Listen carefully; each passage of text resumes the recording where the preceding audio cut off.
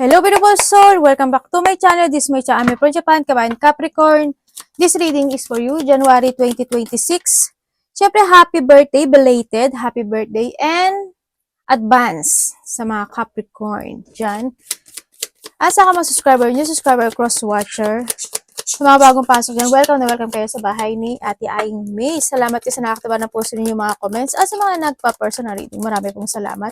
Kung gusto nyo na energy nyo lang talaga, ang gusto nyo makuha natin, all the details is in description below. General reading tayo, kunin mo lang ang sayo, at itapon ang hindi naman sayo. Maaring vice versa. Energy mo, energy ng person mo, energy na ang malapit sa puso mo. Nangyayari, or mangyayari pala. Use your own intuition, lawakan nyo ang inyong isipan. Ano man ang gender mo, ano man ang edad mo. Wala sa barahang kapalaran na kayo pa rin ang makapagpapabago nito. Gawin nyo lang guide yung mga mangyayari, ay yung mga warning sign, hindi yung negative, it's a warning. Para alam nyo yung idea or magkaroon kayo ng idea kung ano yung mga pwede nyo maging aware kayo, change of decision, kung ano man yan. Dealing or relationship with a woman with blonde, gray, or white hair. Pwedeng ikaw ito, kapatid mo, anak, karelasyon, kung sino man siya, kapatid, kung ano man. Roman is in the air. Pwedeng itong taon na ito is malapit to sa'yo. Pwedeng kapamilya, or pwedeng karelasyon mo siya, kasi roses din yan. O pwedeng itong taon na ito is single to, no? Kung sino man siya. There's a victory in some endeavor, magaganap o mangyayari sa iyo. Capricorn, great happiness. May mga ikasisiya ka by just this January. Makakaramdam ka.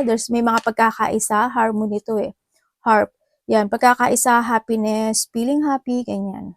May mga magagandang magaganap o mangyayari this January. And time to go out and have fun. Tatandaan mo palagi na wag puro trabaho, ganyan. Try to make it balance din. Magsaya-saya ka rin. Yung nakita ko dito. And dito yung point na talaga may magaganap na good news, no? Dito sa sitwasyon mo. So, iba sa inyo is may mga, siguro, lalabas kayo, kakain kayo sa labas, ganyan. Mag-chill-chill kayo, pwedeng ganun. Or need na, no? Wag lang puro trabaho. Mag-enjoy ka rin. June is 6 days, 6 weeks, 6 minutes muna. 6 minutes, 6 hours, 6 days, 6 weeks, 6 months. Or June is mayroong taong malapit sa'yo na June ang kanyang birthday. When it comes sa mga nasabi ko, minutes, days, hours, o weeks, o months man yan, may magandang magaganap o mangyayari sa'yo.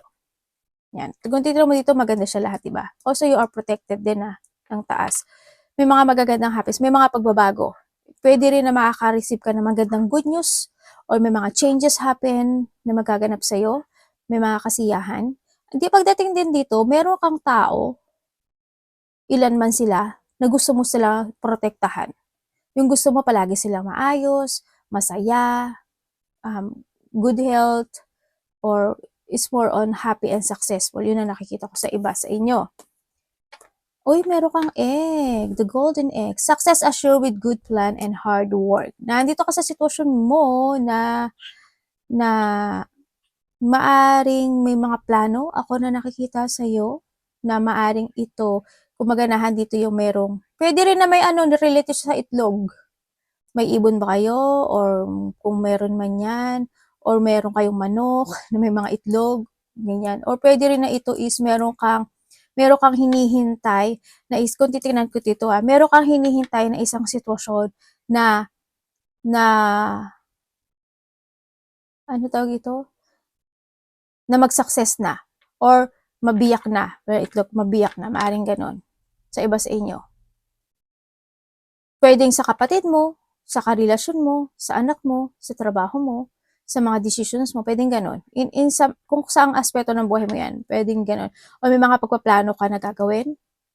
Kumbaga, you give an effort and hard work in this situation para maging makinis at maganda yung sitwasyon na yun. Para maging good yung sitwasyon na yun. Para, nandito yung protection din, ano. Yan. Pwedeng you are more on protecting your money, your health, yourself, or someone. Pwedeng ganon sa iba sa inyo. Misunderstanding. Magkakaroon ka ng misunderstanding with someone. Siyempre kasi puro malapit to, no? Pwede rin kasi is ito yung mga tao na pinaprotektahan mo sa sarili mo. Ganyan. Pwedeng hindi ka niya maintindihan or hindi mo siya maintindihan. Pwedeng halimbawa, meron ka pinaghihigpitan or meron ka binibigyan ng payo, ganyan. Maaaring hindi ka niya maintindihan. Iisipin niya na mahigpit ka, ganyan. Pwedeng ganon. Or pwede sa mga kasamahan din to sa trabaho. Ganyan. Kasi nandito si Grapes. Kung sino man misunderstanding. Yan, may mga magaganap. Ayo, news is on the way. When it comes sa news, kung titingnan ko kasi naghahati siya, pwede sa iba sa inyo, this is a bad news. Kasi andito si misunderstanding. Yung iba naman din sa inyo, this is a good news. Ibig sabihin, makaka-receive ka ng good news na ikasisiya mo at ikaka-celebrate this January. Sa'yo man yan, sa pamilya mo man yan, ganun. May magaganap na mangyayari ganyan. May news ka na marireceive na pwede mo ikasiya. Mahabaan mo lang yung PC mo, ha? Kasi andito rin kasi si Flower. Ibig sabihin, malapit to sa'yo. Your energy. Capricorn energy. Pwede pagdating dito kasi hindi nyo, kung titira mo to, di ba siya? Di ba sino nakatira sa China? Di ba yung China ganyan? Yung ang buhay nyo is parang ganun, Okay, hindi, okay, hindi. Pasikot-sikot. Or may tao dito na pasikot-sikot. Your energy.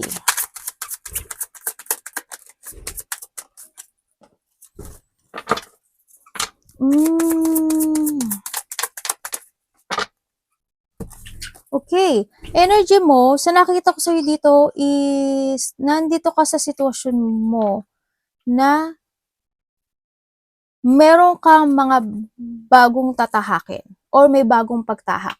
Pwedeng may magtatapos by January, pwedeng ganon. May mga tatapusin ka na, magtatapos, or may mga bagay ka na naumpisahan. O andun ka sa point na may mga bagay ka na rin na ile-let go sa buhay mo and you will start in life. Ganon. Kung saan aspeto ng buhay mo yan. Sa iba sa inyo is pagtahak ng ibang path or ibang sitwasyon in life. Ganyan. Ang nakikita ko rin sa iyo, energy mo is meron ka daw. Kasi dito sa sitwasyon, ibig sabihin magkakaroon ka ng awakening, ma-awake ka daw sa sitwasyon mo eh. Ibig sabihin, either nandun ka na sa point mo na may mga tao o sitwasyon o pangyayari, o ano man yan, na may pwedeng iiwasan mo na, hindi ka na makakipag-go or communicate sa kanila, pwedeng ganun, sa iba sa inyo, yun. May mga pag-iwas ako nakikita sa iyo. Andito ka rin sa sitwasyon mo na may gagawin mo yung lahat sa isang sitwasyon para makamit mo yon. Pwede sa mga tao na nasa paligid mong mahalaga sa iyo. Mas more, ako nakikita dito na mas more ka magiging practical this January. More on practicality and more on caring. More on very supporting. Tsaka, iba sa inyo kasi is breadwinner dito pagdating dito. Yun. Mas more ka mag-a-action this time and may mga bago opportunity ka na susubukan or may mga uumpisahan ka by January. So, uumpisahan o sisimulan, a-actionan, ganyan.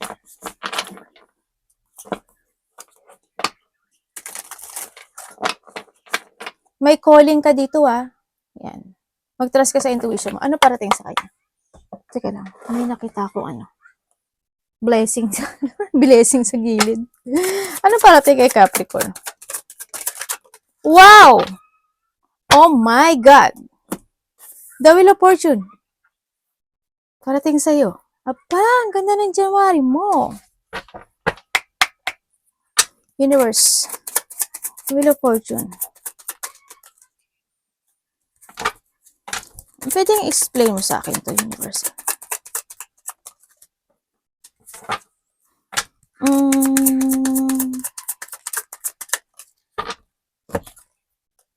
Oh.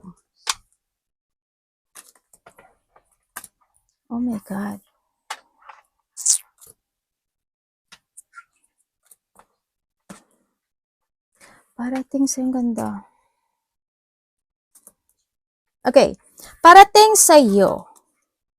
Parating sa inyo, andito yung iba sa inyo is, sabi ko nga tulad kanina, maaring may magtatapos sa buhay mo. No? Ibig sabihin, meron kang sitwasyon na ginagawa, kasi andito rin si June, si angels mo, meron kang ginagawa na sitwasyon na maaring matatapos mo na yon o magkakaroon na ng ending. Iba sa inyo, isataha kayo ng bagong direksyon, andun sa sitwasyon na yon. Parating sa inyo, mas more kang magiging magnetic this time, January, starting. Kasi may mga bago kang taong makikilala, merong mga magtatapos sa buhay mo, may mga attraction and magnetic situation happen into your life. May mga bago kang makakausap dito. Pagbabalik ng strengths. And then also, meron ako nakikitang babae. Hindi ko alam kung sino babae eh. Dalawa. Pwedeng may dalawang babae sa buhay mo. Sa iba sa inyo. Hindi ko alam in what way. Pwedeng kapatid mo, pwedeng anak mo, pwedeng kapamilya mo. Ang nakikita ko kasi dito is mother figure. Ito. Yung isa kasi confident siya. Yung isa napaka-very caring niya.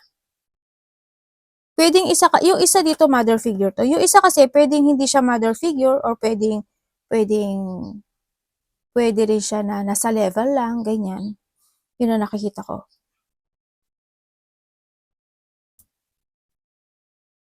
Confident yung isa dito. Yung isa, confident din naman yung isa, pero nahandun yung love and care. Ganyan. Yung parang gusto niya palagi na okay ang lahat, kalmado ang lahat, ganyan. Yung isa, ano siya, a challenger, ganyan.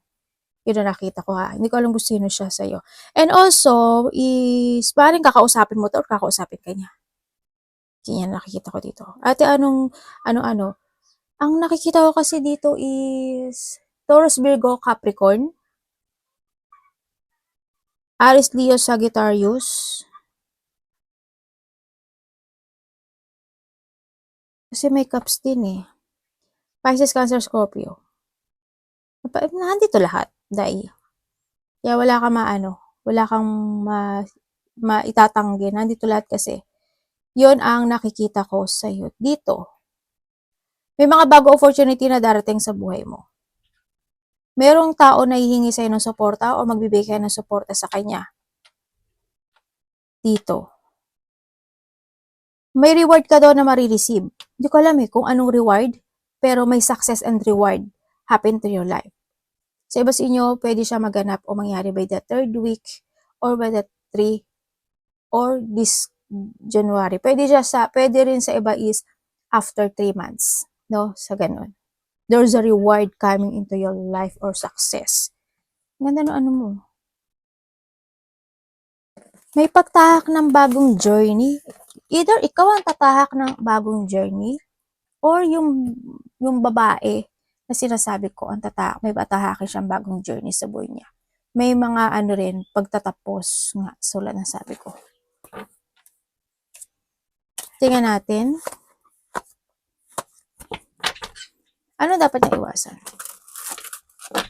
Magiging ka nga dito maganda yung mo kasi alam mo ba, magte-turn sa'yo si universe. Kung dati, nararamdaman mo na handito ka, pwedeng iba dito umangat bigla.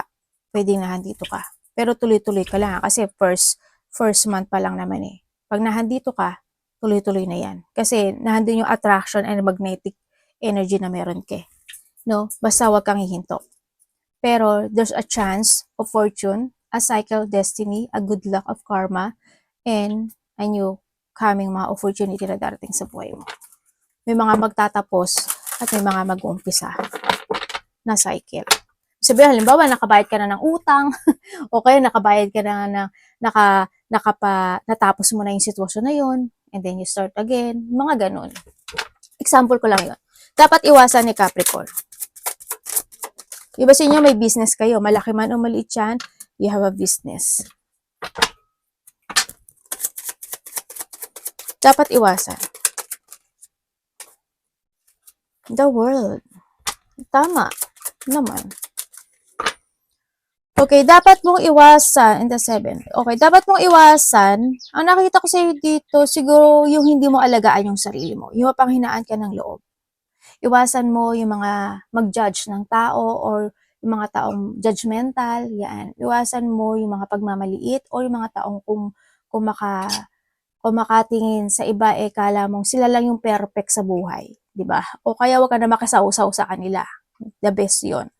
Iwasan mo, syempre yung hindi ka magkaroon ng discipline when it comes sa mga iniinom o kinakain mo. Mas damihan mo pa yung mga vegetable hanggat maaari, ganyan. Tsaka sa pera mo, magkaroon ka rin ng disiplina. May disiplina ka naman, pero mas more mo pang gawin, no? Maghigpit ka. Kasi alam ko na you have a manifestation and desire. Kasi hindi naman yan kusang babaksak sa'yo kung hindi mo gina-action at ginagawa. And then, iwasan mo yung magkaroon ka ng self-doubt sa sarili mo. Kung may mga bagay na nagkakaroon ng delay, actionan mo na, iwasan mo na yung magkakaroon ng pagpapaliban, magkaroon ng mga delay. Kung may mga plano ka, i-forward mo na yon, mag-action ka, and you need to prepare din ang sinasabi dito. And then, syempre, explore lang. No, explore ka lang na explore. No, sa nakita ko dito. Iba sa inyo, pwede kayo sa ibang bansa, oh.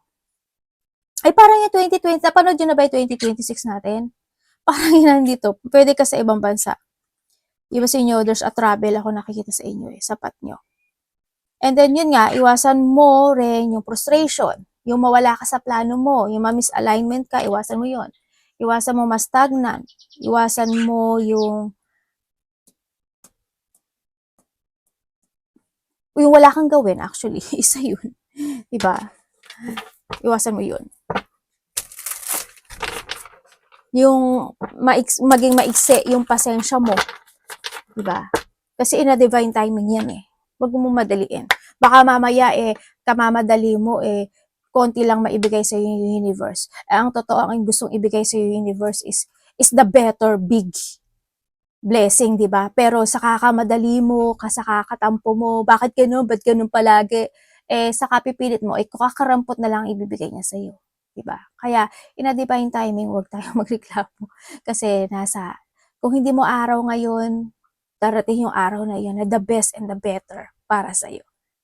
Ganun ha. Love, kapatid, anak, magulang, karelasyon, kaibigan, pamilya, kamusta ang love ni Capricorn? When it comes sa love, the 7 of Swords,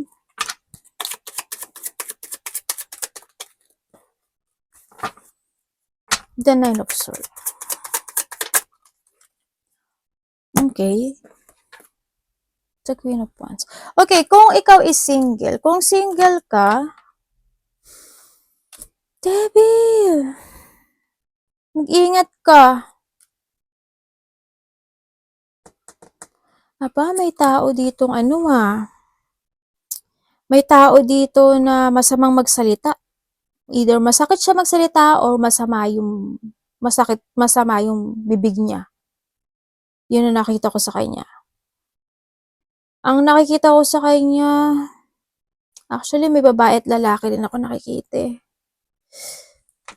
Pwede iba sa inyo is babae, pwede iba sa inyo is lalaki. Basta masama medyo may dark thought to. May dark thought sa'yo itong tao na to. So nakikita ko dito. Kumbaga pwedeng yung bubulong-bulong siya na, ay naku yan si Capricorn, sana ganito, sana ganyan, sana ganon. Pwedeng ganon. And then, kung ikaw is single,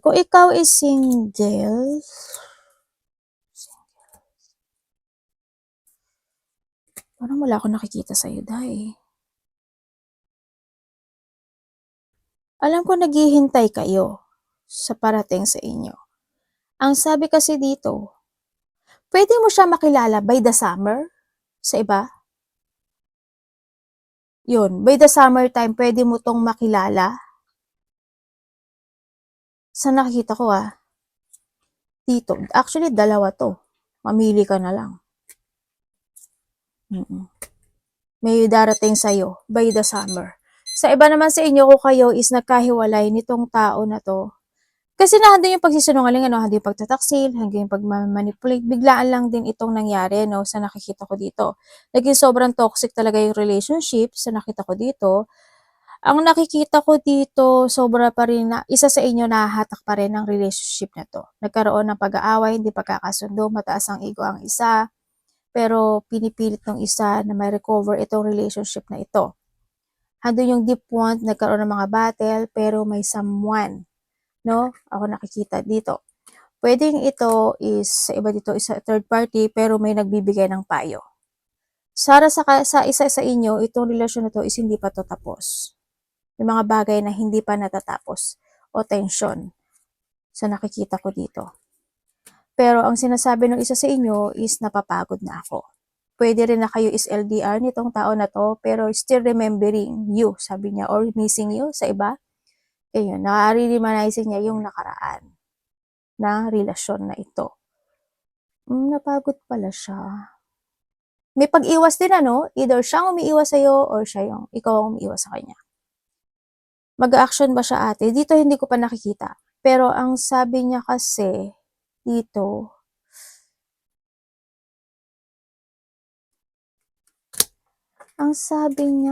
parang gusto niya muna mag-umpisa ba sa sarili niya? Sa nakita ko dito, para may gusto siyang, siyempre minamanifest ka pa rin naman niya. Wala kasi yung pagpipilit eh. Hindi ko nakita yung pagpipilit na babalikan ko to, ganyan. Pero gusto niya ma-recover ito. Parang siguro hando siya sa point na gusto niya munang gawin yung mga gusto niyang gawin sa buhay niya. Yun ang nakikita ko dito. Gusto niya munang focus to be stable. Pero syempre, doon pa rin yung thinking about sa'yo sa nakikita ko dito. Kasi ikaw pa rin, napapanaginipan ka nito. Or ikaw, napapanaginipan mo siya. Pero bakit kaya ganun, no? May tao kasing may gusto sa kanya eh. O siya yung may nagkakagusto siya sa iba. Pero kung sa third party to, ganun din. Either kung meron na siyang sinamahan, may nagkakagusto pa siya. Either siya ang nagkakagusto or may tao pa na may sikreto na gusto siya. Or sa'yo ha, vice versa. Kung kayo naman is in relationship, doon naman yung pagtutulungan ng bawat isa when it comes sa relasyon. Kung titignan ko nga, parang may naghihintayan ata kayo or may hinihintay kayo in this relationship. Yun ang nakikita ko ha. Iba sa inyo may dalawang anak? Isa or dalawa. Yun ang nakikita ko sa inyo.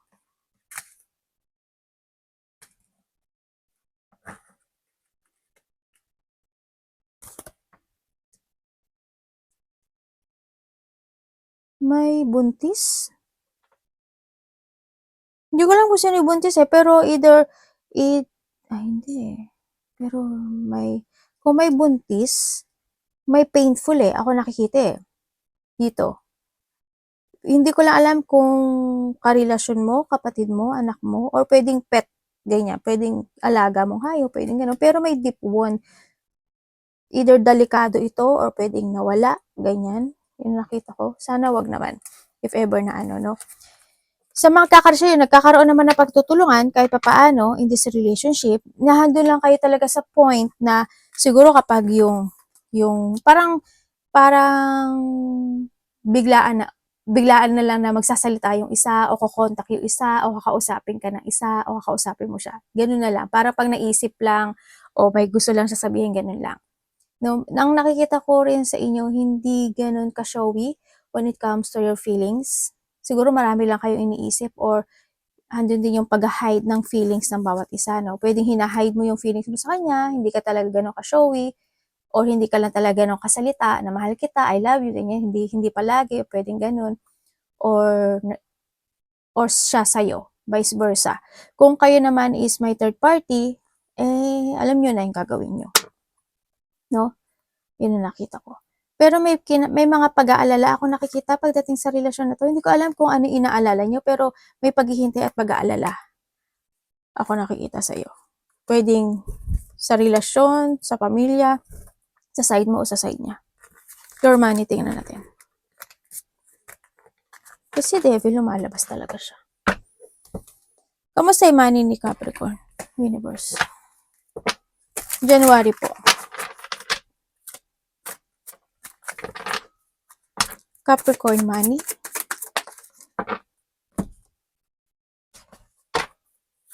Taglilit pa. Tingnan nga natin ang nangyari. Okay.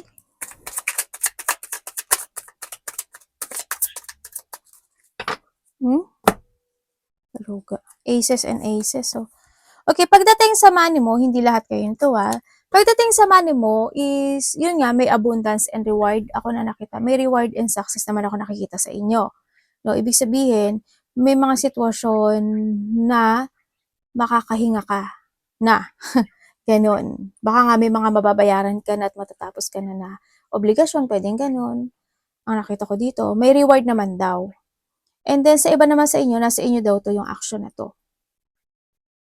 It's up to you to make it happen, the positivity in life. Huwag daw kayo mag-doubt sa sarili nyo, sa mga bagay na gusto nyong gawin, i-pursue, ganyan, gawin nyo. Huwag kang mag-isolate na baka hindi mag-success, hindi ganyan, ganyan. Huwag daw kasi as long as nagkakaroon ka ng doubt, hindi mo makakamit yung mga hiling mo sa buhay mo. Dito. Yun ang sabi. Ang sinasabi ito, you need to release that emotion, no? I-release mo daw yung emotion niya at mag-action ka. Kumbaga, mag-explore ka na mag-explore. Kumbaga, kailangan mo this time na manindigan at mag-focus at gamitin mo daw yung iyong wisdom or katalinuhan mo, karunungan mo when it comes sa'yo. Kasi, kung titignan ko dito, you can manage, no? Handun ka sa point na pagiging leadership, a boss, a leadership, or a good mentor sa nakikita ko dito. Magaling ka pagdating doon.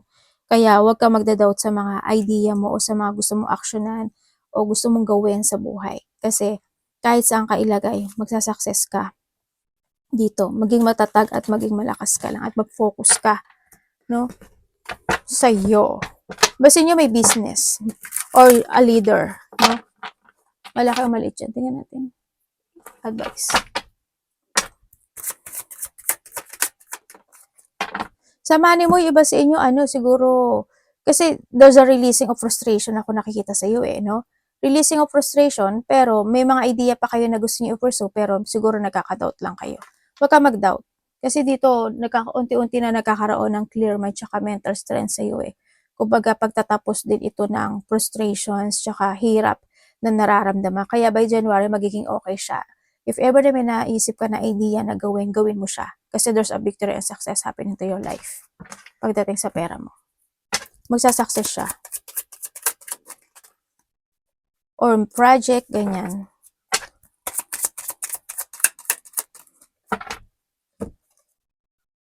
O, diba? The star.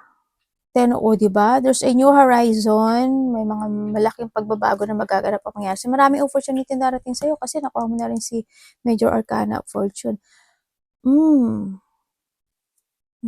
Mag-heal ang mga dapat mag-heal. Ganda ng ano mo, There's a ending of a cycle of a sadness and I'm wounded. Yes, sa mga nakaraan, this 2025, talagang sobrang doon ka sa point na there's a painful happening to your life, nagkaroon ng mga deep wound, nagkaroon ng mga pagbabackstab, or nagkaroon ng hindi magandang situation. It's more on painful siya, no? Doon, naghanap ka na lang ng mga parang you're searching for a direction or for a new beginning in life. And this time, this January, mangyayari ang pagbabago ng buhay mo dito sa nakikita ko dito. Marami opportunity na darating sa iyo. May mga mission ka na gagawin, no? Dito. O, diba? Emperor, o. Iba sa inyo, maaring nadun, o, diba? Aba, may pagtatapos nga. Magnetic ka rin pala. May mga papasok na pera sa'yo, oh. Magiging magnetic ka talaga. As in. Tapos, may mga bagong opportunity na darating sa'yo. Bari may mga tatahakin kang bagong sitwasyon. Actually, dito. May himala. Aba, ganda. May himalang mangyayari sa'yo. Iba dito travel. Iba sa inyo siguro may mga dapat kayong ayusin or may mga pipirmahan kayo, document and papers. Basahin niyo maigi yun ha. Okay, when it comes sa advice. When it comes sa advice, start a new beginning in life, make a new horizon, isipin mo rin ang sarili mo, mag-trust ka daw sa intuition mo, sa nakikita ko sa'yo dito. O diba, Ten of Pentacles, sabi ko sa'yo eh. Mag-trust ka daw sa intuition mo, be creative, and have a clarity. Marami pang darating na exciting opportunity in the future na darating sa iyo. Umasa ka, kasi totoo siya. Yan, have faith, no? And there's a changes coming, at tulad ng sabi ko, makikita mo na yung kaliwanagan na after the dark in this 2025, the light, may mga the light knowing situation na mangyayari sa buhay mo. Yan, may mga renewal ako nakikita sa iyo or pagbabago sa iba or may mga i-renewal ka or magkakaroon ng mga renewal situation, pwedeng ganun. And revert, yan ang sinasabi dito. Alagaan mo rin yung sarili mo, yung emotions mo. Mag-trust ka lang and listen to your inner voice. Magpakatatag ka lang kasi magpakatatag and focus, no? Magkaroon ka ng mga logic organized sa buhay. Alam ko naman na very organized ka naman sa nakita ko sa ito. Mas more ka pang mag-focus kasi pumapabor na sa'yo si universe this time. Tandaan mo palagi, if there's a choices, huwag ka magmadali. Pwede mag-mess yun, no? Trust your intuition to make a decisions right. Be patient to make a choices. Arigato namaste, God bless.